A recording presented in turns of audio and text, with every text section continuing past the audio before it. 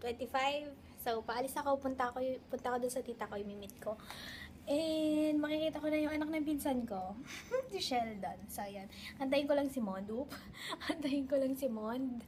Kasi, sabay kami punta na doon na kami magla-lunch. Although, past 1 na yata, past 1 o'clock. Pero, hindi pa naman ako gutom. So, yun. And, ito yung outfit ko. Wala na, simple lang. Tapos, naka-pants. Naka-pants. Yan. Ito niyo ba? Yan lang.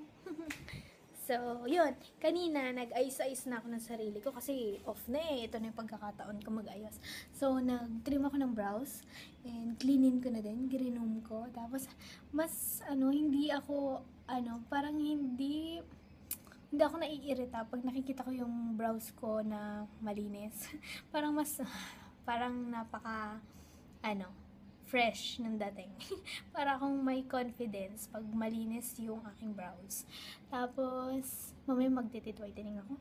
Tagal-tagal na nung eye white ba? Teeth whitening ko na kit na pinadala sa akin. Tapos, may nangyari nga pala dun sa aking although favorite ko pa naman talaga yun. Yung pang alis sa ng whiteheads, yung binigay sa akin ng Hermosa shop. I-try nyo talaga yon yung whiteheads, pang alis ng blackheads, whiteheads, na galing Thailand, I think. May nangyari, parang pumasok yata yung hangin, tapos nag-expand, tapos parang hindi ko na siya magagamit. Nasad ako kasi sobrang effective niya. Tapos ayun, minumanual ko, chinachane, para maalis yung whiteheads. Kainis. Pero, ayun, sana may makita akong ganun ulit dito. Hindi ko alam kung meron, pero sana meron. Tapos, yun. Pababa na din ako kasi alis kami, yung vlogging cam ko dala na ni Mon. So, yun, vlog na ako sa aking vlogging cam. And, ano pa ba? So, yun, kukwento ko na sa inyo. Kaya ako hindi masyadong nagvo-vlog din. Although, bukod pa dun sa training ko.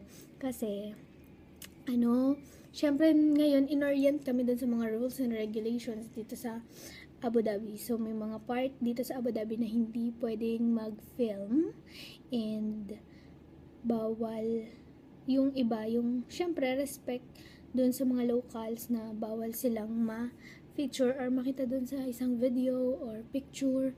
Basta ganun. So, minsan bawal yung camera, bawal yung video.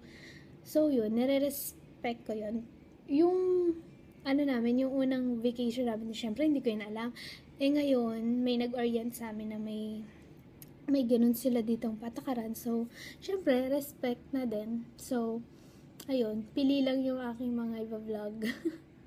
And yan. Yun, ganun lang. Minsan sa hotel or update. Ayun, ayan yata si Mon. Wait lang ha. Wait lang. Naku yan, baka pagalitan ako ni Mon kasi sabi niyo bumaba na ako, nag-vlog pa ako. So, yun, pababa na ako. Nandito na ako na tita. Ayan, nandito na ang baby. Ha? Oo, nagsisi-OC ako. Nasa top 5 ko ngayon. Top 5. Baby, no. Si baby Sheldon. Hi. Bahay na kami. Medyo nag-review lang. Review konti. Tapos, kinakain namin yung take-out ng tita ko. Masarap. Promise. Sige. Sarap. As in, para siyang purong ube. Tapos na cake. Sobra. Saan mo kayo pinsan mo? Huwag nag-usap niya. Paano mo magkano? Ayun o, sarap talaga. Sarap eh. Para siyang purong ube halaya. Na parang hindi cake. Basta ganun. Tapos, nilinisan ko yung kilay niya. Diba guys, mas maganda pag malinis yung kilay. Oh. Dami-dami niyo pa sinasabi. Kala mo hindi love. So, yan. Yun lang. Papahinga lang. Kasi rest din. Kaya mo na. Yun na lang. So, yan.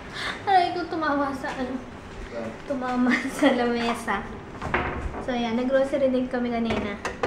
Konti lang. Ayan. Ito yung part ko. Side ko. Ano to? Ay! Ito dito. Dapat sa freezer ko eh.